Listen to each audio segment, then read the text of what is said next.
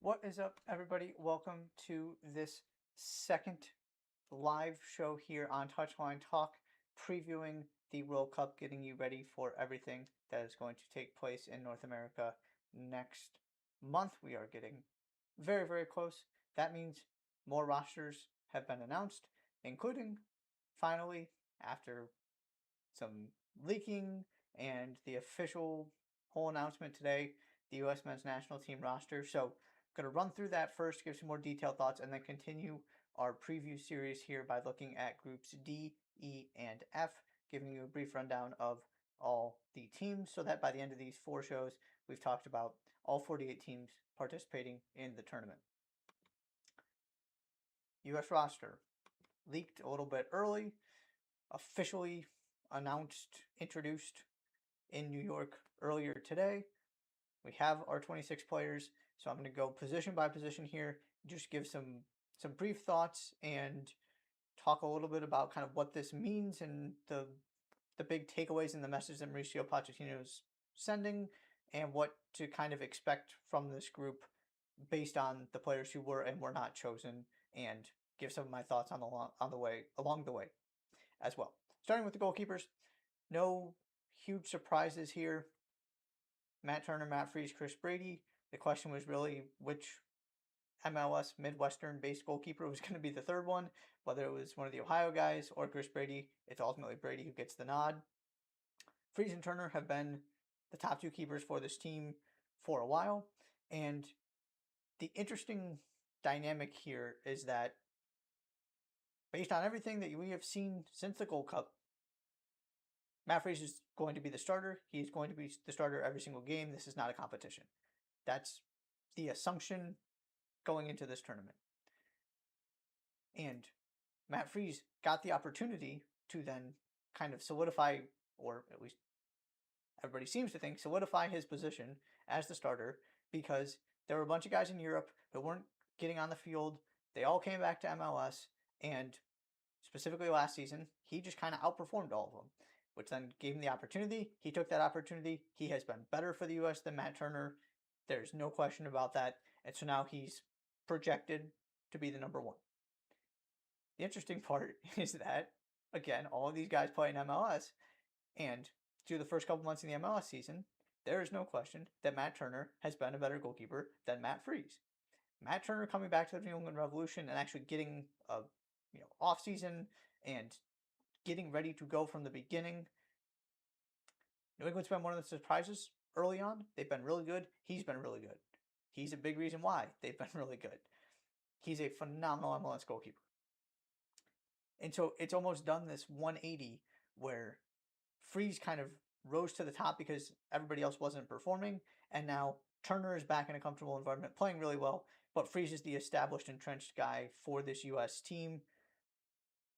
I don't expect this to change.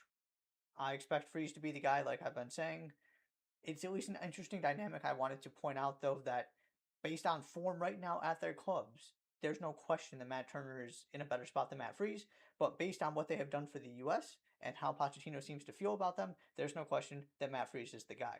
So you've got kind of these two conflicting things here, but I ultimately expect Pochettino to go with what he has seen, what Matt Freese has done for him, and I don't see this as a competition or a question in who's starting in net. Just an interesting observation I want to throw out there. Next, we get to the defenders. There are 10 of them, which is the first notable development here is that, number one, Pochettino really decided that he needed all of the defenders. You can read into that a couple different ways. First and foremost, this screams three in the back. This team has been playing that way. I think this team is at their best when they play that way. So I was happy to see that that appears to be what is going to happen here. Otherwise, why are you bringing 10 defenders for 4 spots? Makes a lot more sense to bring 10 for 5. The other potential question here, or thing you could maybe read into, is Chris Richards is somewhat healthy, kind of, sort of, obviously healthy enough to potentially be involved in the Conference League final for Crystal Palace, and obviously healthy enough to be on this roster and play a role for this team somewhere. Is it possible that another center back was brought because Pochettino is not entirely confident Chris Richards can continue, play 90 minutes every single game, or is going to be available from game one. Pochettino didn't seem to talk about it today, so we don't know. Maybe that is just speculation. There's absolutely nothing to it, and Chris Richards is going to be just fine, and he'll be out there June 12th, and we won't have any concerns. It's just another question because the Mark McKenzie's, Miles Robinson's, Austin Trustees of the world, you thought were battling for 1 or 2 spots, and it turned out there was room for all of them. That was one of the big surprises with this roster. So it just raises some questions. The other thing I do like about this is you have a ton of positional versatility here. And you also have a guy in Tim Weah who's played some outside back, played some wing back. We'll talk about him in a little bit. But Joe Scally and Alex Freeman have both played in the back three. They can both play as wing backs. Alex Freeman is at his best at wing back. Max Arston is at his best at wing back. Serginho Dest is at his best at wing back. So you have guys who fit this system.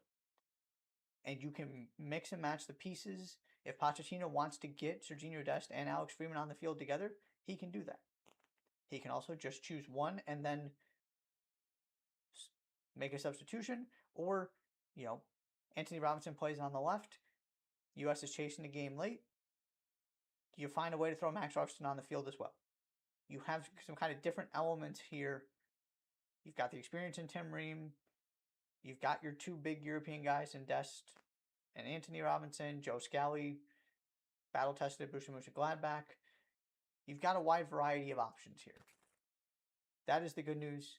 The big question, especially at center back, is are they going to be good enough, and who ultimately ends up being those 2 guys next to Chris Richards, assuming he's healthy, because he is head and shoulders above everybody else at center back. He is the guy, the one you feel really good about. So if he is at all hampered by this injury, that is a major concern. The most interesting developments here came in the midfield. There's a lot to get to with this set of 10 players. The most notable thing that happened with this roster is that the other holding midfielders not named Tyler Adams got left off the squad. Specifically, Tanner Tessman, Aiden Morris. Tanner Tessman could very well be on his way to an even bigger European club than the well-known French club he already plays at. Aiden Morris just played in a promotion playoff final to get a chance to go to the Premier League. He's been one of Middlesbrough's best players this season. There wasn't room for either of them. There was room for Christian Roldan. There was room for Alex Ndejas. There was room for Sebastian Berhalter. And specifically Berhalter and Roldan, because you look at those are the 2 most natural guys to play in that deeper lying position by Tyler Adams, to spell Tyler Adams when Tyler Adams is unavailable for some reason. And that could have been Aiden Morris. That could have been Johnny Cardoso. That could have been Tanner Tessman. Where you feel much better having another one of those European guys, especially the anti-MLS group out there. You feel much better having one of those other guys in there. And Pochettino decided he didn't need them, any of them. Which raises some questions of what is this formation actually going to look like? If Tyler Adams is unavailable for whatever reason, that sounds like that is an MLS player coming next to him. Sebastian Berhalter has been phenomenal for the Vancouver Whitecaps. I will argue forever that he has earned his spot on this team and that he should be in this squad. He's been that good. He also just hasn't done anything at this level before, right? He hasn't played in a Champions League. He hasn't played in a top 5 league. Christian Roldan has at least a little bit of playing in the Club World Cup, and he's been through this before. But he's never been relied upon to go start a knockout stage game or a must-win. There's a different level of experience that outside Tyler Adams just doesn't exist at the holding midfielder position. You can put Weston McKennie back there, but that's not what Weston McKennie does best. And so this is a real, if you want to look at where Pochettino always backed MLS, supported MLS, and was serious about giving MLS guys opportunities. This is outside the goalkeeping situation. This is the other spot to look at that. That he might have to use Christian Roldan and or Sebastian Berhalter at some point. He might be planning to use one of them in a double pivot from the beginning. We just don't know. But that is one of the fascinating parts of this is that holding midfield, the defensive midfield position, there's just not a lot of depth there. There are some real question marks outside Tyler Adams. Then you've got the other part of this, which is the Gio Reyna, Alex, and Dejas portion of the conversation.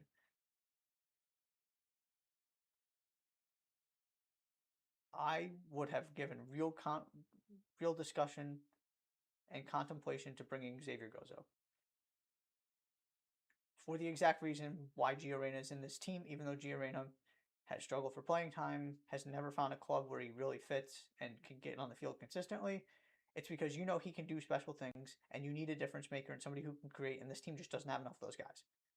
Gozo was another option there. Zendejas got the nod over Gozo. Not that they're the exact same player, and Zendejas has been phenomenal for Club America. He's got that some of that creativity, the flair, the ability to make something out of nothing. That's why he and Reyna are here, and specifically why Reyna is here. The other part that has to be acknowledged with Gio Reyna, and I don't think this is going to be an issue because he's 4 years older, but this is a guy who nearly got thrown out of the last World Cup by his teammates because his attitude was so bad because he wasn't getting enough playing time. He is probably not starting for this team.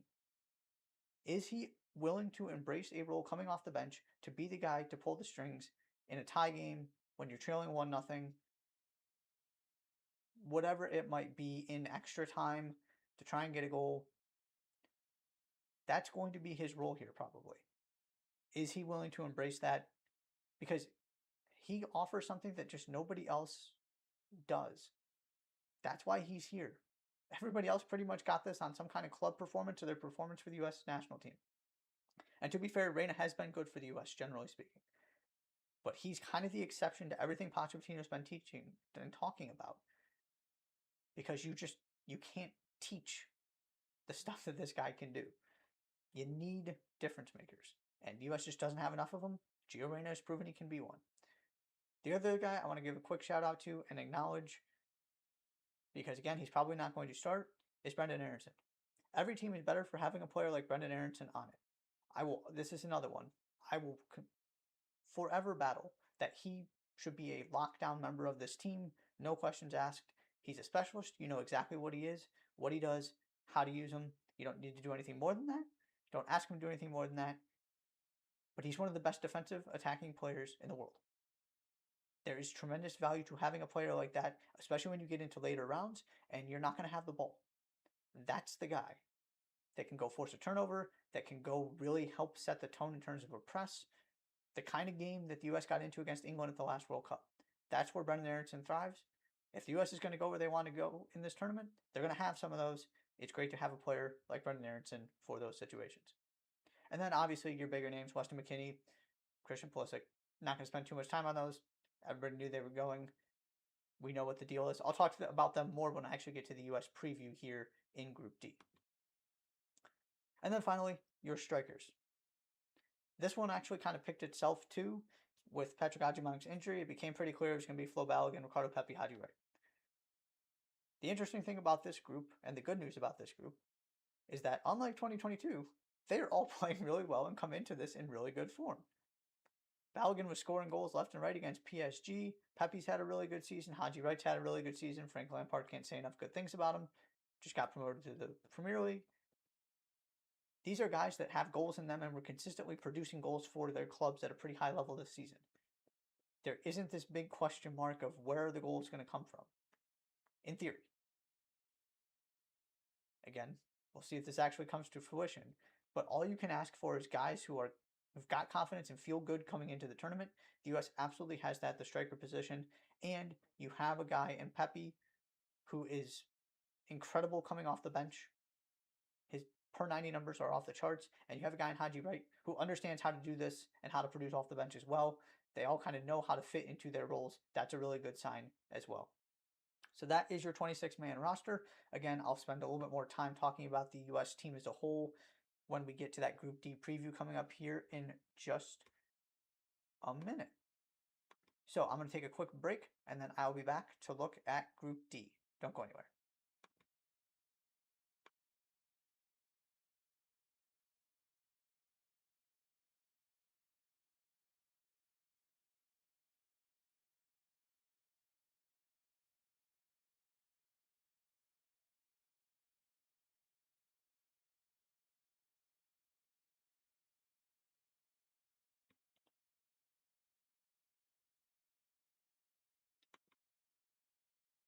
Welcome back to Touchline Talk.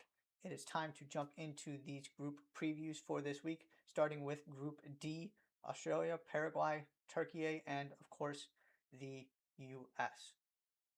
It's another one of those groups, because you have those host nations in there, a little bit more difficult to kind of pick 1, 2, 3, or to say this team definitely should go through, or this team's definitely finishing last. You can talk yourself into all of these teams. There's no easy gimme games in here. So it's going to be competitive. Should the U.S. make it out? Yes. By no means is that a guarantee, though.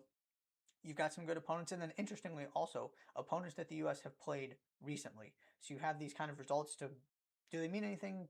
Who knows? But at least as some kind of point of reference, the U.S. has played these teams fairly recently as well, which is just an interesting dynamic here. So starting with Australia, still working on the final roster here. There are still a couple players in camp right now that are going to be left off of the 26-man roster. Your core, starting kind of just the defensive unit, is really what to know about this team. Jackson Irvine in midfield, Cameron Burgess, Harry Sutar in central defense, Matt Ryan in net. You've got some Premier League experience there. You've got some guys who have been around for a really long time. Harry Sutar was phenomenal the last World Cup. Has not gone well for him at the club level since, but who knows? He might come out and have a really good tournament again. This team is difficult. They went on a really, really good run right as they were playing the U.S. Really good form. So do not underestimate them. I do have them 37th. To me, they're clearly the fourth team in this group. But at the same time, this is of the quote-unquote worst teams in the group. This might be the very best one of any group in the entire tournament. So do not underestimate Australia. Then we've got Paraguay. Couple players to know here. This is some MLS background. In addition to Omar Alderete, who was a starter for Sunderland, had a phenomenal season. Obviously, the team did really, really well. He was a big part of that. You got him in defense, and then you've got this midfield of current and former MLS players, led by Miguel Almiron, Diego Gomez, who's now at Brighton, came through Inter Miami. Andres Cubas has been sensational for the Vancouver Whitecaps. That midfield, him and Sebastian Berhalter, just been so good together. So you've got some real talent here, some people who are familiar with a lot of these, just the concept of North America, some MLS experience in there. And then attack-wise, you got Julio Enciso, again, some Premier League experience, and Antonio Sanabria. Those are kind of your two main guys in attack. Top-end talent, not necessarily there. Diego Gomez is the one guy playing at a really, really high level club-wise. But it's a good collection of players. It's difficult to get through CONMEBOL. They found a way to do it. Obviously, having the 48-team tournament helps in that sense. But this is another team that is at least kind of in the ballpark of the U.S. Certainly wouldn't rule them getting at least third place in this group, finding a way to get out of it somehow and get to the knockout stage. Next, Turkey. The first thing I will say here, and the most simple way to put this, is that there is no question which team has the most top-end talent in this group, and it is Turkey. Hakan Çalhanoğlu, Arda Güler, Kilden Yildiz. There is nobody that has three players that match up to them. Those are guys playing at the Serie A champions, Champions League finals, Real Madrid. Exceptional talent. at the top end of this group. The U.S. has a little bit of this, but even then, it's not quite at this level. The question is there the depth behind them to really fill this team out and let them shine? Which is why I only have them 19th as opposed to a little bit higher, because the drop-off is pretty steep pretty quickly. This is something the U.S. has a little bit of an advantage in terms of if you're just comparing these two rosters, there's a little bit more depth on the U.S. side. But this is still a very, very good team. The U.S. learned that when they played them. To me, this is the best team in the group. This would be my pick to win the group, or at least finish top two. Going to see what happens when they actually play the U.S., but this is of the teams that could have come out of that last qualifying round in UEFA that the U.S. didn't want to see, Turkey was at the top of that group. There's a very good reason for that. This is a very formidable opponent. And then finally, of course, we have the United States. I do have them 2 spots behind Turkey in my overall kind of power rankings. I stand by that. I don't think there's too much between those two teams, but there's no way I'm putting the U.S. ahead of Turkey based on what's happened so far, what happened when these two teams met. The question for the U.S. is very simple, and I think it's fascinating and it's not getting talked enough about. Most of the positive results that have come from this team in the past 2-3 years have been a collection of players that are not quote-unquote A-team guys. Now, some of them, Max Arston, Alex Freeman, Sebastian Berhalter, have worked themselves into this roster, and Pochettino has obviously valued, Matt Freese you can throw in there too, has obviously valued what they've done and the performances they've put in, and the results they've gotten.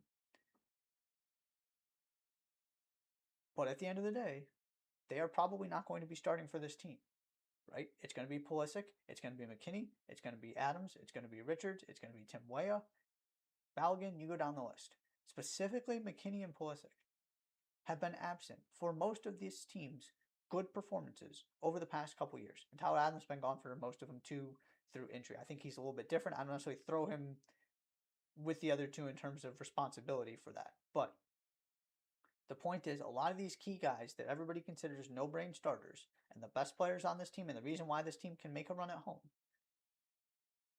have not gotten positive results. The positive results have come when they aren't there.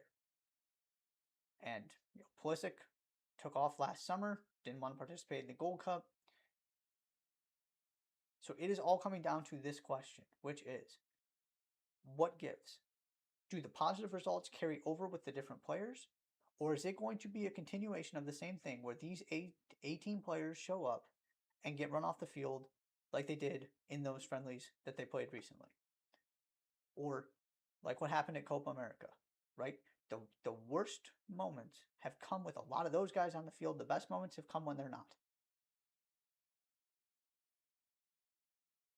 What does that actually mean? That is the question. Does that continue? That's the storyline to me above all else for this team. Because especially if this turns into another Copa America-like disaster, there is nowhere else to look but those players because they are the common denominator in the failures. They're also the reason why this team has a higher ceiling and could potentially make a run in the tournament, because you just put the names. McKennie might be Juventus' best player. Pulisic might be AC Milan's best player. Tyler Adams is going to the Europa League with Bournemouth. Chris Richards is trying to win a third trophy in just over a calendar year with Crystal Palace. You go down the list, right? But the results have not been there for the U.S. and nothing has changed.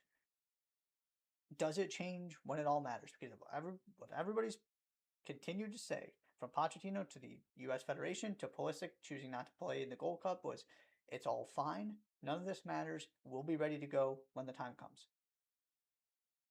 Well, the time has come. Are they actually going to be ready to go? The other couple things, in terms of the players to know, I've mentioned some of them, but you do have a very strong spine here with Chris Richards, Tyler Adams, Weston McKennie, Christian Pulisic. Kind of right down the middle of the field. I expect McKennie and Pulisic to play as kind of double tens. Adams right behind them. Richards anchoring the defense like I talked about with the roster release. That's a good place to start. Trying to find a way to get your best players in their best positions is one of the challenges here. How do you balance McKennie and Pulisic with the five at the back. What does this midfield actually look like? The other thing is this confluence of the informed guys versus the struggling players. McKinney just had the best season of his career. Pulisic and AC Milan fell off a cliff. Those two things are probably related because AC Milan were playing well when Pulisic was playing well, and then all of a sudden he stopped scoring goals, and AC Milan can't win and didn't even qualify for Champions League. Tyler Adams, pretty strong finish to the season. Flo Balogun, very good year. There's just kind of these ups and downs. Gio Reyna barely played. You kind of go up and down the list of all of these guys, and it's been, it took Alex Freeman a long time to get on the field. Now he did get on the field, so he's got at least some kind of rhythm going here. You can go up and down the list of the guys that have been good, the guys. It's really going to be very curious to see because some of the most important players on this team are coming in really, really confident. And then there's Pulisic, who is going to feel the weight of the world on his shoulders and just cannot find a way to score a goal right now. That's got to change, and that's got to change quickly for this U.S. team. Ideally before the tournament even starts in these last couple of tune-ups that they have beforehand. And I'll talk about this for 1 second too, because this is always the question of how far can this team go? What's a realistic expectation? I'm with Pochettino. You don't put a limit on this. You say, why not us? Like he did at the announcement of the roster again. Because if you don't believe it, nobody's going to. It's got to start with you internally believing that you can do it. And then see what happens. I agree with the general assessment that you hear a lot of people saying that anything less than the quarterfinals is a disappointment. Specifically because of the way this sets up, that if you win your group, you're in a good position to give yourself a really good chance of at least getting to the quarterfinals. This is a team that can play with anybody. The ceiling is there, and I have refused to quit on my belief in that ceiling. However, they have not reached it for years. They have been underwhelming for years. I have a hard time believing that's just going to change overnight. But stranger things have happened. We'll see how this goes for Mauricio Pochettino and the U.S. I'm going to take another quick break here, and then I will be back to talk about Group E. Don't go anywhere.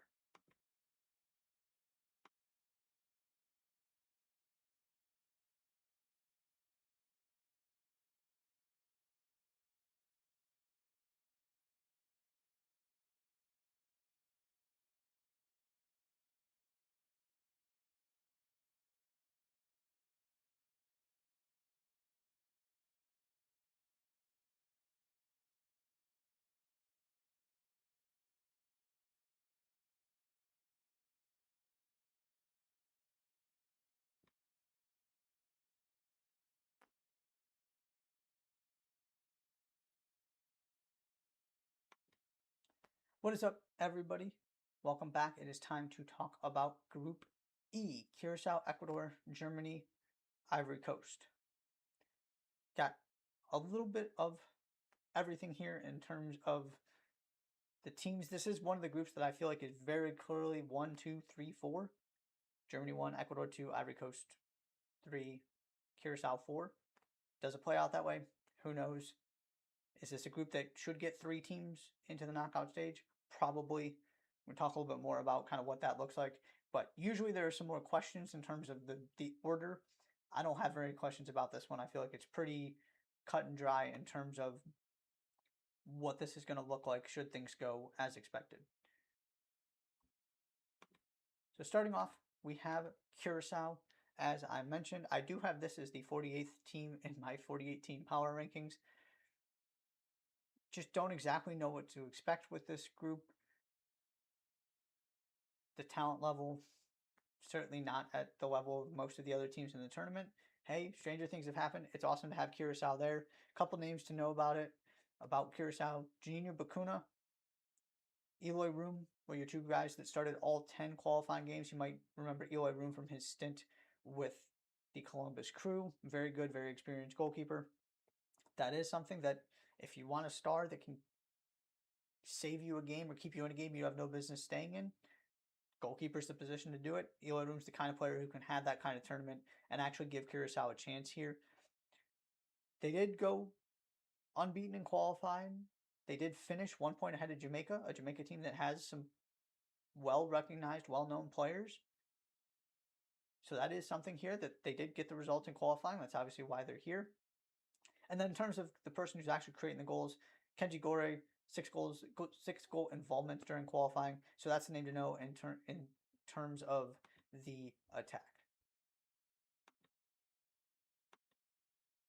Next, we have Ecuador. When you start with William Pacho, Moises Caicedo, and Piero Hincapié, that's a pretty good entry point in terms of a trio of players. Pacho is one of the best defenders in the world, full stop. He's about to go play in Champions League final again. Moises Caicedo is one of the best midfielders in the Premier League, which means he's one of the best midfielders in the world. Piero Hincapié just played a significant role for Arsenal, and again, is at least going to be on the bench, theoretically, for the Champions League final here in a couple days. This is also a team that finished second in qualifying with only 2 losses in CONMEBOL. Everybody else suffered more defeats. Ecuador had some draws, which is why they only finished second, and it was closer than it should have been based on just the number of games that they avoided losing. But there's no denying what this team did in qualifying. This is a very, very, very good team. You still got Ener Valencia up top, just the ever-present guy who finds ways to score goals. And then you have Kendry Páez as your 19-year-old kind of wild card X factor, potential superstar emerging from this tournament. See what happens on that front. But this is a very good team. This is probably the team I feel like is getting the most buzz as an underdog, kind of sleeper, Cinderella kind of team. They should absolutely get out of this group. It would not be shocking if they won this group. Quarterfinals are absolutely on the table, and if you get to the quarterfinals, you're only 1 game away. Caicedo can be the best player on the field against any team in the world. Pacho can be the best defender on the field against any team in the world. This team could make a really deep run. They seem to be kind of one of the dark horse favorites to make a big statement and kind of do what Morocco did, for example, last World Cup. Certainly is on the table for Ecuador. And then we've got Germany. The fascinating part about this team is the midfield. You got Leonard Karl, Jamal Musiala, Alexander Pavlovic, Florian Wirtz. Now, do they all do the same thing? No. Pavlovic can play with any of these other guys. But these are kind of the rising stars for Germany. Karl is just starting to get there, so I don't know how big of a role he's actually going to play in this tournament. But specifically with Musiala and Florian Wirtz, they do very similar things. Theoretically, you can play them together. But how do you actually fit these pieces together when you are so loaded at one position? England's got a similar problem to even greater extent. We'll talk about them in a little bit. Yeah, shows later on here. That's really what I'm curious about. And then the flip side to that is, okay, you know what you got in midfield, all kinds of options. Is everything else around that midfield good enough? You know, I've got Germany at 7. There's no denying the talent. You can go up and down the roster. Plenty of big-time names, big-time experience, super talented players. The striker thing has always been a question. Is Nick Voltemata the guy that's going to lead you to a semifinal, a final? Is Kai Havertz going to start at striker? How is that going to go if he does? You know, what is Julian Nagelsmann going to do there? Goalkeeping situation, Manuel Neuer's back in the equation. He was shaky at times in the Champions League. He's certainly not the goalkeeper he used to be. Defensively, you feel pretty good about your center backs, but there are just questions here in terms of, do they have enough consistent talent at every layer of the field? Because there's only one team that has this kind of creativity in midfield, and that's England. But do they have too many players kind of focused in one area that they step on each other a little bit too much, they take up each other's space, and you can't get the best out of any of these guys? That would be my concern if I'm Germany. Again, they should get out of this group. They should win this group. They're the most talented team in this group. But things have gone poorly for Germany at World Cups before. It's going to be a challenge to see how do you actually maximize all of this talent if you're Julian Nagelsmann. And then last but not least here, we have Ivory Coast.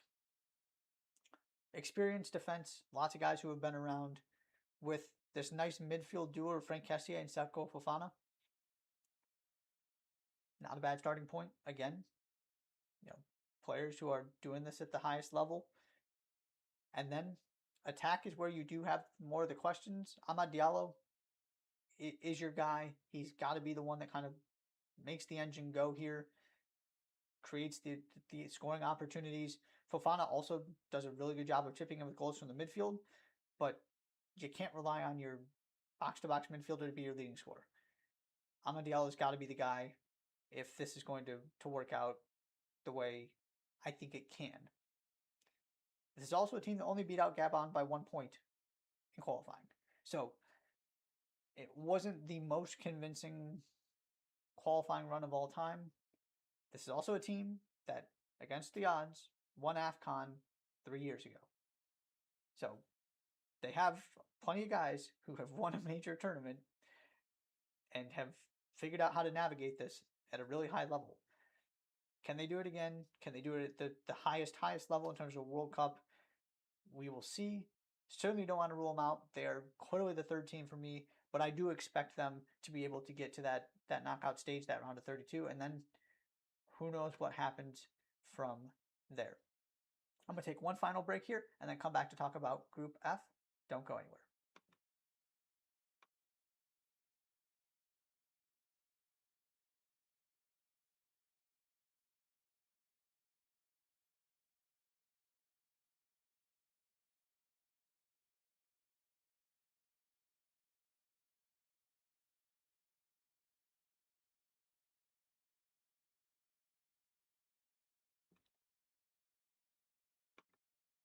Welcome back one final time to Touchline Talk here, this second of the 4-part World Cup preview series. It is time to talk about Group F, Japan, Netherlands, Sweden, Tunisia. This might be the best combination of depth and top-end firepower of any group in the tournament. This might be the one that I am most excited about.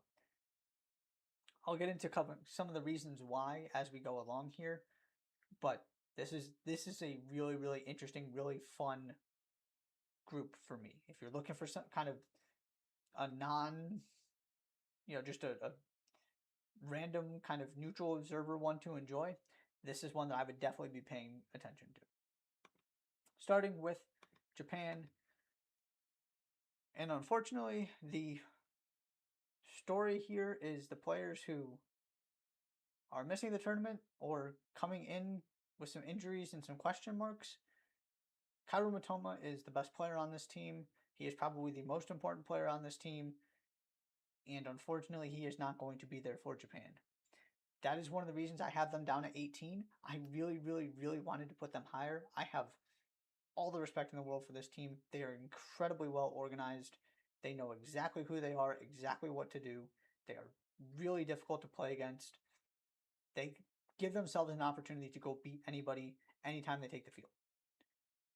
Not having Mitoma, having some questions with some other injuries as well, gives me a little bit of pause, so I couldn't put him higher than 18th. As good as Mitoma is, there still is some creativity in midfield. I don't think his loss is quite as big of a deal as it would be potentially for some other teams. I just talked about Ivory Coast and Amad Diallo. If you switch Mitoma and you make Mitoma the guy for Ivory Coast, to me that's a much bigger deal. There still are players in this Japanese midfield on the wing that can go make things happen and kind of take up some of that responsibility that would have been Mitoma. It's not exactly the same, but I do still feel good about this team even though Mitoma's not there. They've reached the round of 16 at 3 of the last 4 tournaments. Like I said, you know exactly what you're getting. They are very consistent. I have tremendous confidence in their ability to do what they are supposed to do and reach their potential. The question is, what is your ceiling, especially without Mitoma there? They should navigate this group just fine. Then it becomes a question of, do you finish second? Do you finish third? Do you win the group? What matchup do you get in the round of 32? What matchup do you hypothetically get in the round of 16? It is always on the board, though, that they will go knock somebody out or give somebody a run for their money who, on paper, they shouldn't be able to compete with. They are just very, very well drilled. They know exactly what they're doing. It makes life difficult for everybody that they face. Then we've got the Netherlands here. Definitely the best team in the group. Still waiting for the official squad. But there is nobody in the world who has this kind of defense. They are absolutely loaded. And the other part of this is that it's not just they have great center backs. They do. They also have a variety of phenomenal outside backs who can do a variety of things. Jurrien Timber is not the same player as Jeremy Frimpong, for example. And I know Timber's been injured, and we'll see how that all plays out. But just as an illustration, Frimpong, Dumfries, phenomenal going forward. You could play 4 central defenders. Mickey Van de Ven can go play left back. Nathan Ake can basically doesn't even play center back anymore. He plays, whatever position over there Pep wants him to. They are so deep in defense. It's remarkable. Then you go to the midfield. Frankie de Jong, Ryan Gravenberch, Johnny Reinders. That's Barcelona, Liverpool, Manchester City. Reinders' Manchester City debut wasn't quite as good as I thought it was going to be, but he still had some really good moments. He's a phenomenal player. So good technically. So you get his creativity, his ability to make things happen on the ball with 2 guys who are more than happy to just sit underneath, distribute, break up play, and de Jong and Gravenberch. That's a really good situation as well. The question is the attack. How involved can for example, Jeremy Frimpong get? And more than that, is somebody going to help Cody Gakpo score goals? Because Cody Gakpo has been incredible at major tournaments. It hasn't necessarily translated to the club level. I know there's a lot of frustration with Liverpool fans and how this season went with him and the trust that Arne Slot seems to have in him. But when he puts on the Netherlands jersey and he goes to a major tournament, he just makes things happen. He's one of the best players in the world. He's one of those guys who just finds a way, at least a couple other times, to just elevate his game and become a star on the biggest stage. Rise to the occasion. Is somebody going to help support him? Memphis Depay, Wout Weghorst, can go down the list of potential options here. But kind of like Germany, you just don't feel great about the options up front. You feel really good about everything else. Do they have top-end talent to win this whole thing? Maybe not. I think a lot of that's gonna have to do with the form of the attacking players and whether guys like Reinders are scoring goals to help. But they are certainly the best team in this group. They are one of the best teams in the world. They have a phenomenal defensive foundation that gives you options to do all kinds of different things. And that's a really good place to start for the most successful team to never actually win this trophy. Next is Switzerland. Sorry, not Switzerland, Sweden. Next is Sweden. And I'm just going to address this from the very beginning. There's number 38 there. And that is because Sweden did not win a game in qualifying.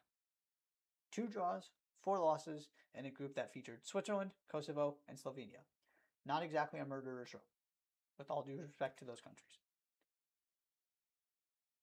Now you look at this on paper and you go, Graham Potter. I'm still a Graham Potter defender and Graham Potter fan. You've got him as manager. And you have Victor Gyökeres, Alexander Isak, and Anthony Elanga in your attack. That sounds pretty good. So I understand why, if you look at some of the other power rankings and kind of previews, people are much higher on Switzerland than I am. Jeez, Sweden, not Switzerland. My apologies. Because you look at on paper and you go, sure, Sweden can do some damage. And this is a group that's going to give them potentially the opportunity to do so. I'll believe it when I see it, though. And I know that part of this is that Isak has been in and out and injured, and so you didn't really have him for the entire qualifying cycle. But again, they didn't win a single game at any point until they got to the knockout, the playoff. So I'll believe it when I see it with this team. Again, would it be shocking if Isak scores 4 goals in 3 games and all of a sudden Sweden finished second in the group? No, it wouldn't be. But I'm not counting on that happening because we haven't seen the results. I'm not going to sit here and just assume that all of a sudden this is going to click when it just hasn't. And you also have 2 strikers there. If they don't have service, they're not particularly effective. What form is Isak in? Obviously, he had a brutal season with Liverpool and still is trying to figure things out.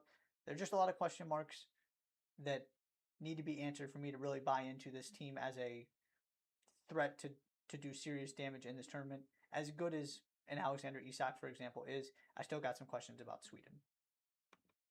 And then finally, last but certainly not least, is Tunisia. Manchester Talbi and Ali Skiri are kind of your names to know here. They went unbeaten with 1 draw in qualifying. Was the opposition the greatest? No. But it still, they had a very, very solid, consistent qualifying campaign, which is why I have them 13 spots ahead of Sweden. The question is there enough top-end talent? Is there enough creativity to find a way to get out of this group, to find a way to get to the knockout stage, find a way to win a game, give yourself an opportunity? They don't have those 1 or 2 pieces that you go, oh, there's your superstar that can kind of take you to the next level, can win a game by themselves. We'll have to see if that happens. But just overall, very solid. I've been generally high on this Tunisia team for a while, and they've kind of disappointed me at times. So I'm trying to scale back my excitement a little bit, and this is, I don't think, the best version that we've gotten of Tunisia. But we'll see what happens. Again, this is a really difficult group for me to call. I could see all 4 teams going through pretty much any combination. I do think there's a clear, like I said, there's a clear one, top portion of this. But the bottom here, Sweden, Tunisia, Japan has real questions without Kaoru Mitoma. What happens if the Netherlands don't score goals? There are some real variables here that I would not be totally blown away if we got any combination of these 4 teams, what order they finished in. But of the teams, Tunisia probably has the least overall talent, but they performed much better in qualifying than Sweden did, so that's why I had them 25th and the 3rd highest ranked team in this group. That's all I've got for tonight's live show. Thank you so much for tuning in. I'll be doing another live show after the Champions League final this weekend, and then, of course, at 8 p.m. next Tuesday, taking a look at the next 3 groups. Thanks so much for tuning in.